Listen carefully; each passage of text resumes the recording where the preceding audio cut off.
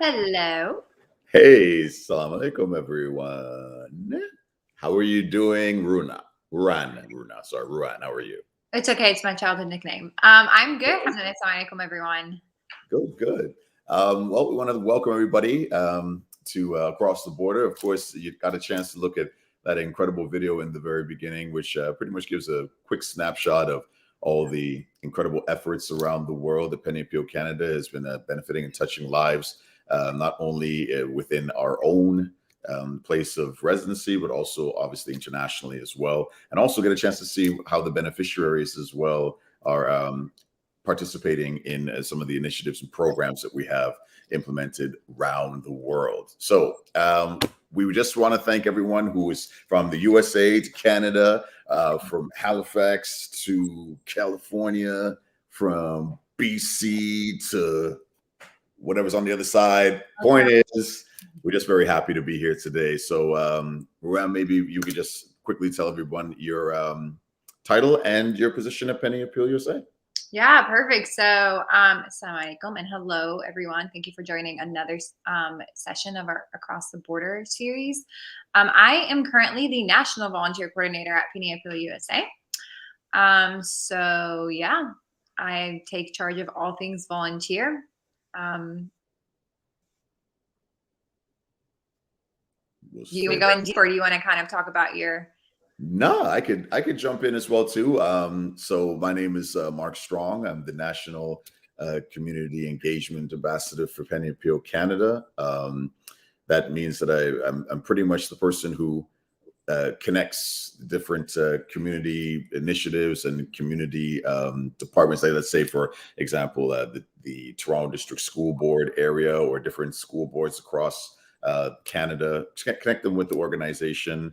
Even when it comes to media, helping in concerns of fundraising and whatnot, just weaving my way throughout the Penny Appeal organization and charity group to make sure that the community is also connected in different ways. And this is a perfect also way to connect as well through social media, through sitting down and talking as well too. I want to say right off the bat as well too, I think Ruann is probably one of the coolest people that I've spoken to on a live, right? I'm not just saying that because we're here live together. I'm just saying, like, you guys, if you know what the behind the scenes talk was like, we're like, okay, so let's get at it. We can't wait to do this.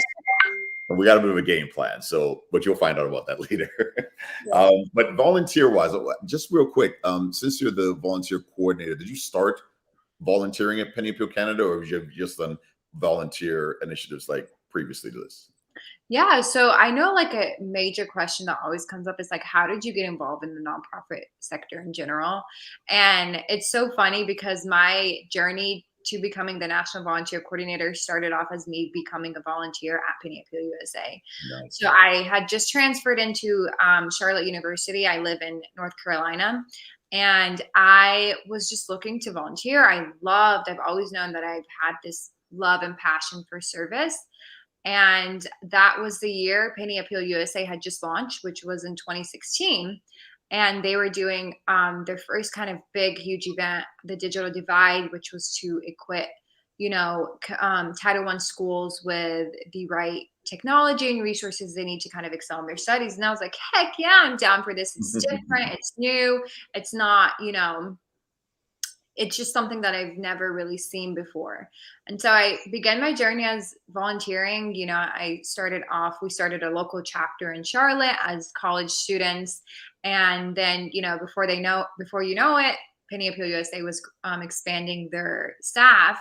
And I applied for the development officer position at the time. And so, alhamdulillah, I was able to, start off as a contractor, then part-time, then full-time, and then work my way up to this leadership position. But it's really been a journey. Like, I'm so honored, and it's just so humbling for me too, because, a lot of times when you're interacting with volunteers, like I was blessed enough to have leaders like Osama and past leaderships, like Ahmed Youssef, shout out to him, who really helped guide us and, lead us into this managerial position that I now hold. And, hold our hand through it all. It wasn't just like, figure it out. It was like very, it was good training. And so that's what I try to incorporate now when I work with volunteers and really empower them to get creative. And as my manager has once told me, the worst thing that can be said to you is a no. And so that's what I constantly like try to like engrave in volunteers. What about you? What's your journey? How did you get involved in like the nonprofit world in general? Well, first of all, for me, I've done some volunteering here and there in different organizations. Some of them Muslim organizations, some of them just world care organizations and whatnot. But I never really have found myself like committed to certain organizations or certain movements, only because sometimes you feel you get into this busy spot in your life and you're like, okay, I got to get all my ducks in a row first in order for me to find some time and whatnot. But this was more of a connection that I had when I was with part of another charity organization, and the brothers that were there moved on to Penny Appeal Canada into the positions there are now, and they sort of asked me to come along as well. And I've always wanted to find a way, because a lot of the stuff here I do in Toronto is more in the entertainment sector of things. So I do the in-house host for the Toronto Raptors team. I've done some radio stuff, I've done some voiceover things, but I've always wanted to find a way to connect closer to the Ummah, and whether that would be through volunteering or just being advisory or just being present in some way or shape or form. And so when I got this opportunity to do it, and the brothers that were part of this, they knew I've always wanted to find this connection, and they were like, this would be the opportune time to do so. And I just found that Penny Appeal Canada, like you mentioned, has like a totally different slant, understanding, directive, comfort, support system that I've seen in others. It also has a very youthful drive to it as well, too, which is quite important, because I know that some of the times some of the organizations have either had sort of a longer spended heritage of people that are in a, how do I be respectful? In an older way of thinking kind of thing. Yeah. Where you sort of want to connect both the ages and kind of close that gap. Yeah. That's what Penny Appeal does, and in particular with the volunteers as well too. So I'm not too sure how it is in North Carolina or across the USA for that matter, but we have the families, the mother and the sons. We have the aunts and the nephews, and I mean, and some of them are either really far in age, really close in age, but they're all either doing hampers and and just doing a whole lot of things together, which I guess also brings them together and strengthens their bond and ours as well too. Right. Yeah, that's such an important point, because we have to differentiate what we call them here in the US is our college chapters versus our regional coordinators.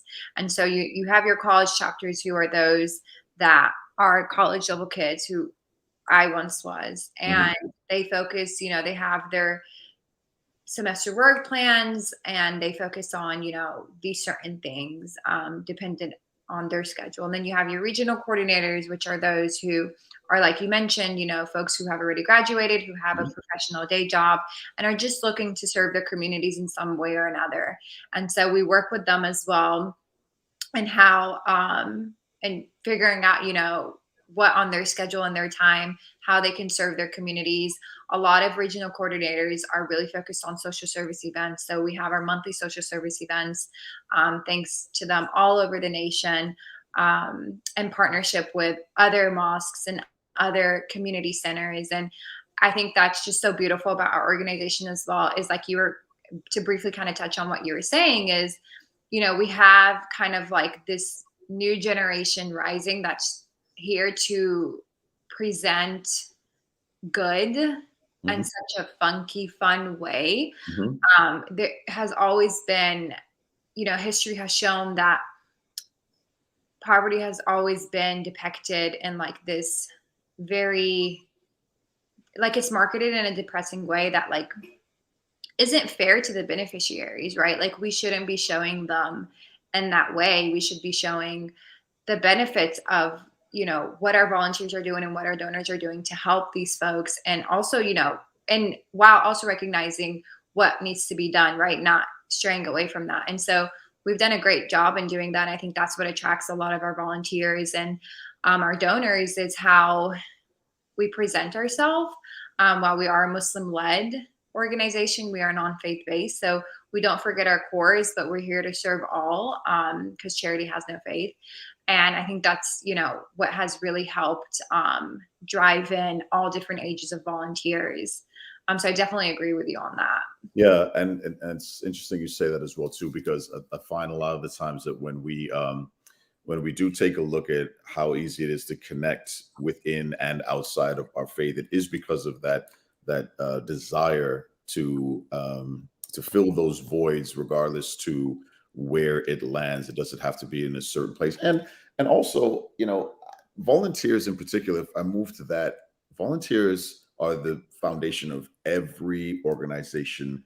I mean, it's probably the strongest foundation that you have, because these are people who are being paid in the currency of just It's- desire. You know what yeah. I mean? It has something to do with money. It has to do with them giving us their time, their effort, their diligence, and they're receiving only the benefit that the beneficiaries receive.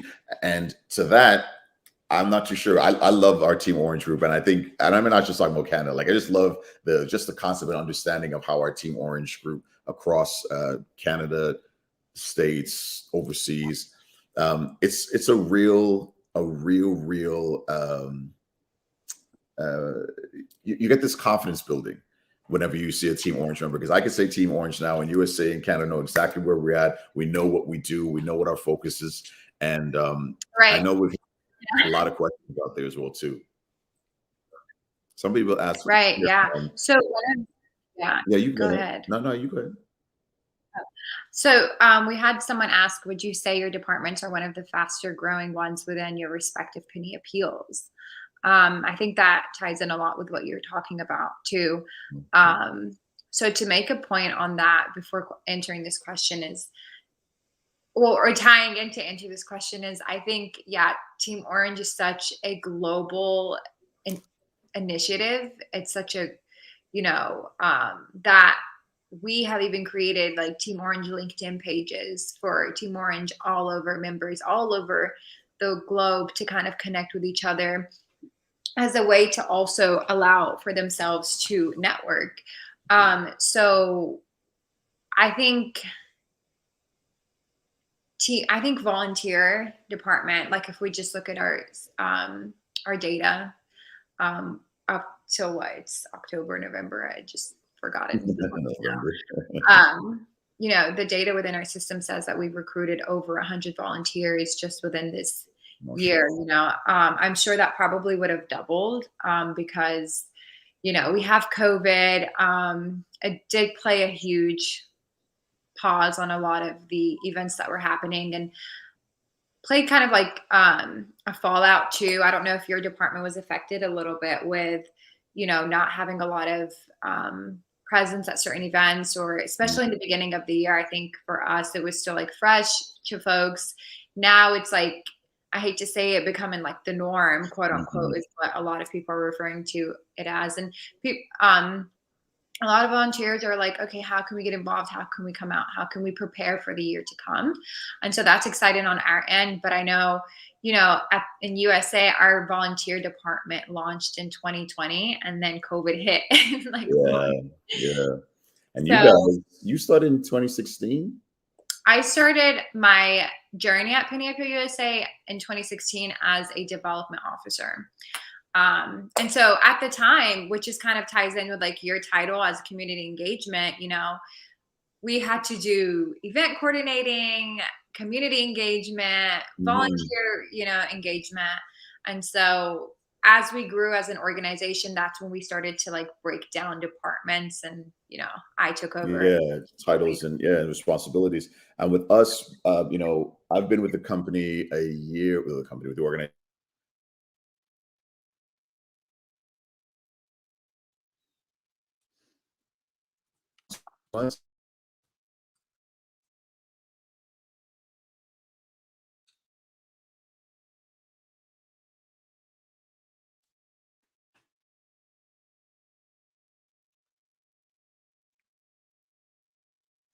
Okay.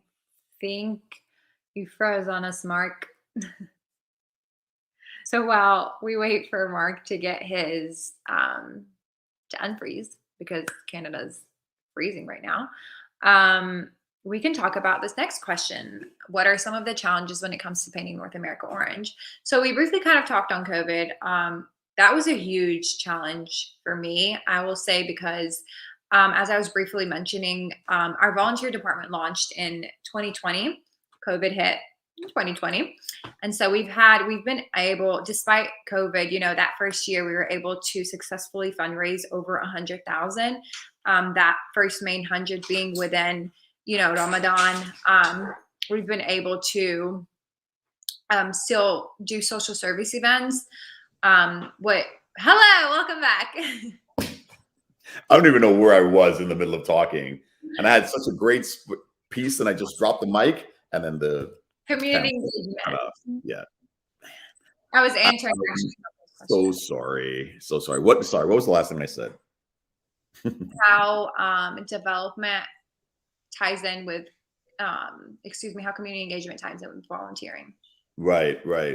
So basically, I was just also referring to the fact that you being able to have an actual community engagement pre-COVID. We just started our organization, was really built to move forward about 2.5, 3 years ago. So we kind of were on the cusp of going into COVID. So we didn't have a lot of personal and direct engagement. So we were very much virtual. We still found ways to make sure that, COVID didn't stop poverty. COVID didn't stop, people needing clothes and food and different things of that nature. So we still found ways to keep that engagement alive.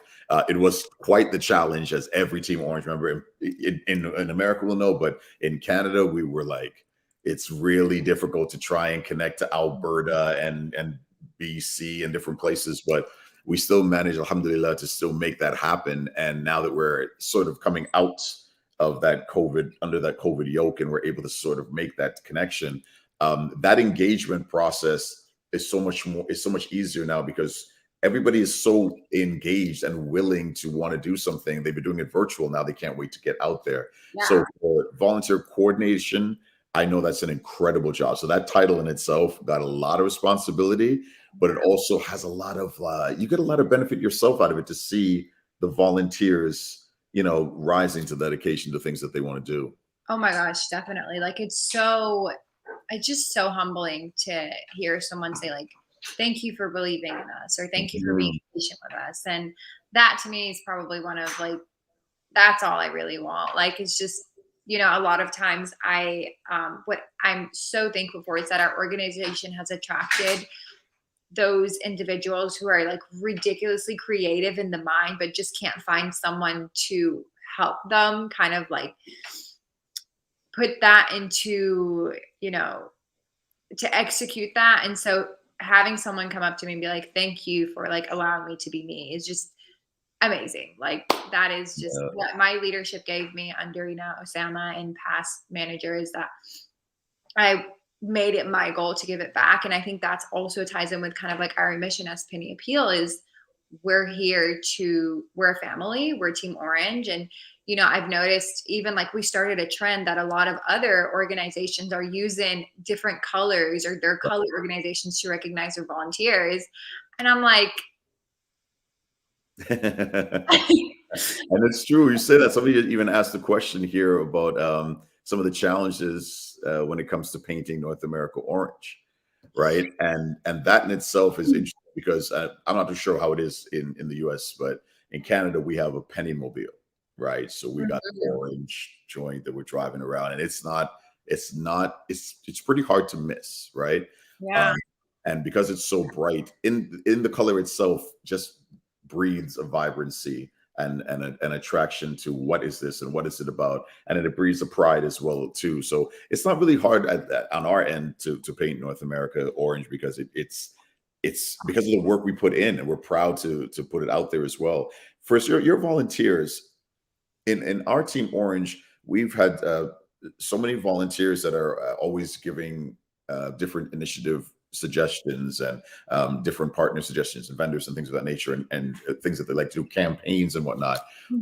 But to the point that we now have regional, we have leads as well too. So we have an East and West lead from within the volunteer. Do you find that that you find a lot of your volunteers coming up with new ideas, new suggestions, or are they just willing to just be part of what's next in Penny Appeal?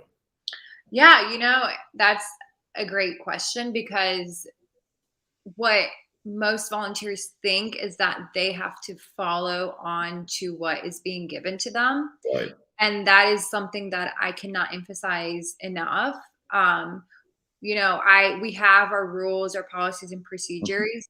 And as long as we're maintaining that we're serving the humanitarian sector, then there is no right or wrong way to do things. And that's what I try to tell them. I'm not here to micromanage you. I'm here to empower you. And, I was going to touch on this, Salha. That's coming up next. That's so Um, funny.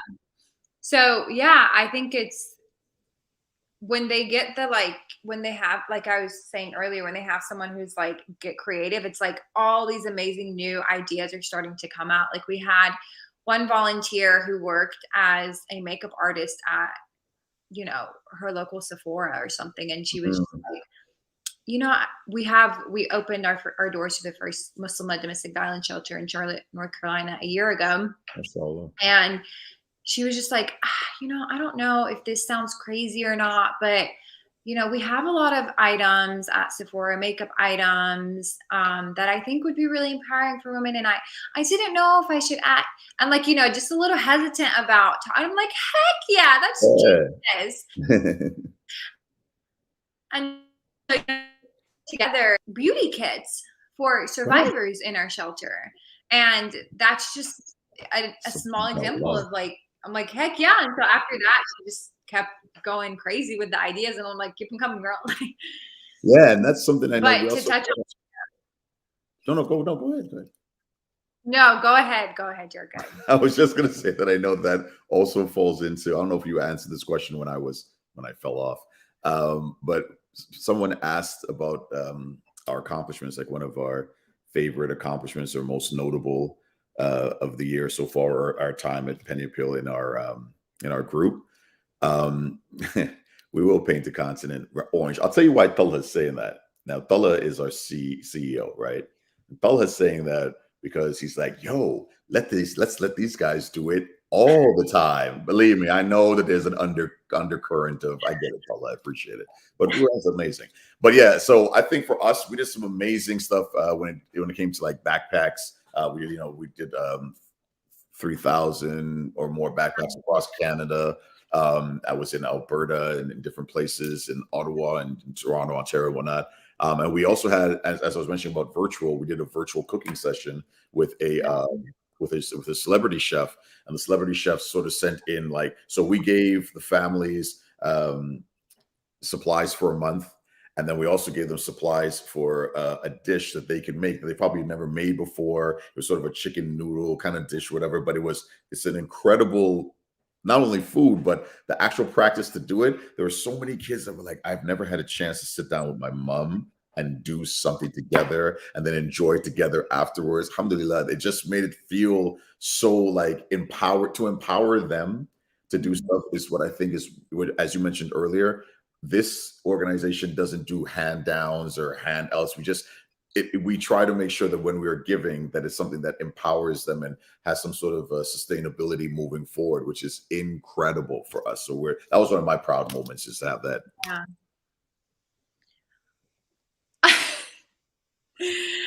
I'll work on it. I mean, if he wants to volunteer his time, I just don't know if we want Yeah, to. I'll text him. I think something too that is constantly brought up to me, we talked about how there is no right or wrong way to volunteering, but there are certain things that Penny Appeal USA and Canada can't offer to our volunteers. And that's, for example, going overseas and seeing the projects, right? And so a lot of times we get constant questions from volunteers of like, can we go overseas and see the projects and this, that, and the third. And I totally get that. Like, that's something that we all in undergrad wanted to do. And while there are other organizations that do offer that, Penny Appeal does not currently. Doesn't mean long term we won't start to do something like that.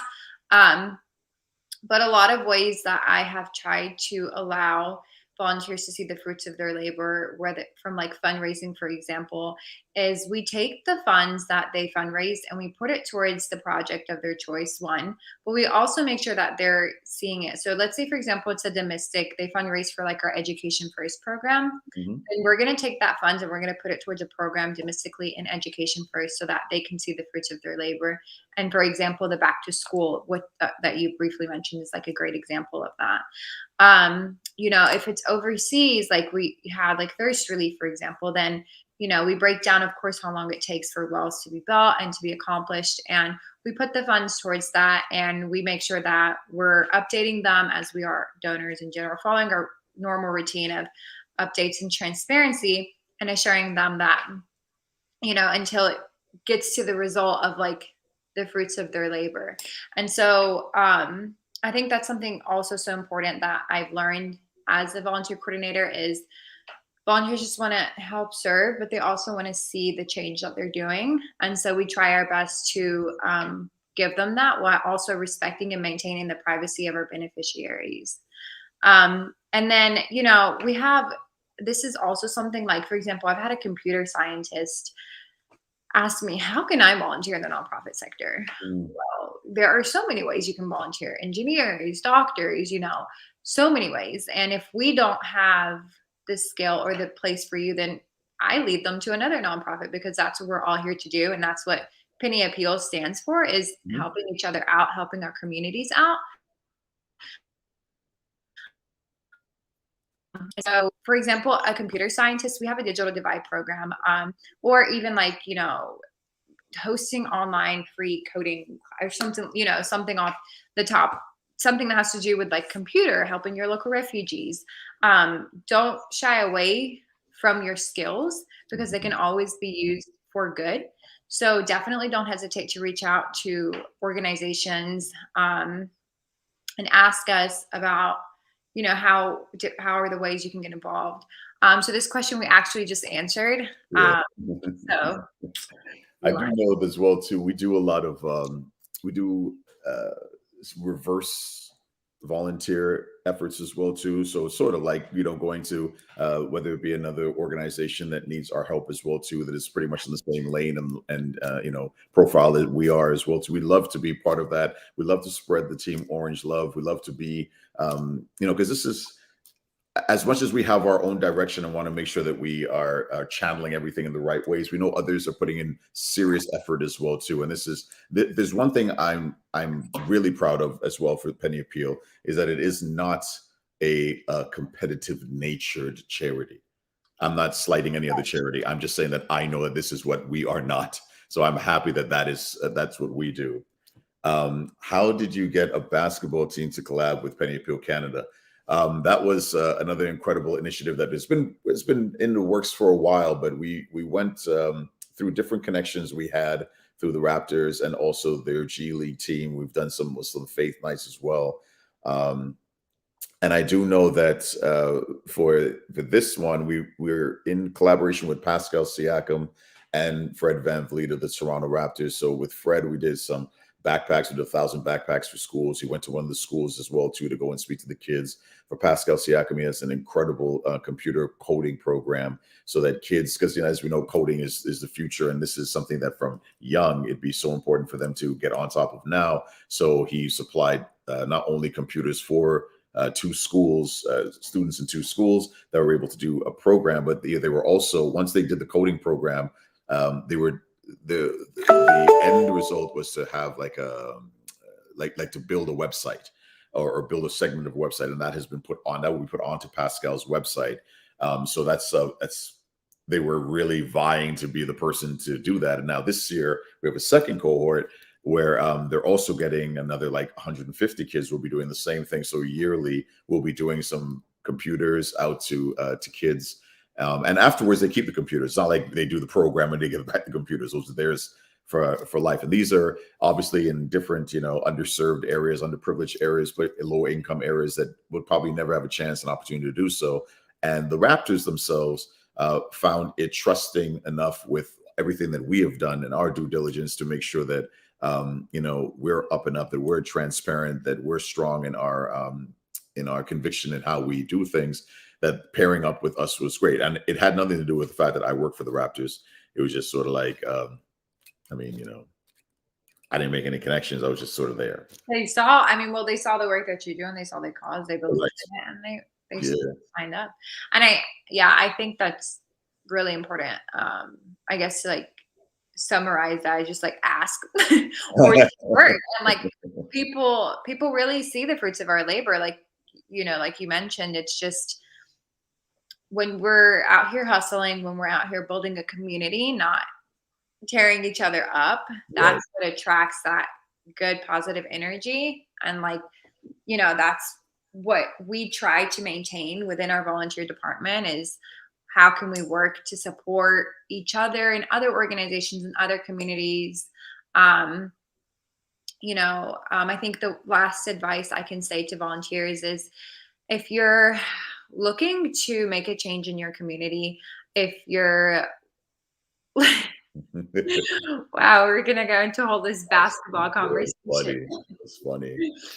We're Um, playing the Cavs this Friday, and it's funny that they mentioned that we're playing the Cavs this Friday, and this Friday is at the Raptors game. Is a sort of an underlying theme of a Muslim faith night, and we were hoping that Taco Fall, who is he's on a two-way contract with the Cavs, so he might be here for the game, and he will be doing part of an after-game panel talk to the Muslims that we are sort of providing tickets out to this Friday. So if that does happen, and I happen to talk to Taco, I'll try and get it out to whoever it is that wants, the Cavs to get involved with Penny Appeal USA, as long as I get some credit. No, I'm just kidding. I'll just figure out what happens and see if I can make it happen. Be cool. right. Yeah, that'd be cool. That'd be cool. No, for sure. I know We definitely need to do something like meeting at the border with our volunteers. We gotta collaborate, man. Like we gotta collaborate, and we're gonna do it. And I want to do it well before it gets too cold and snowy.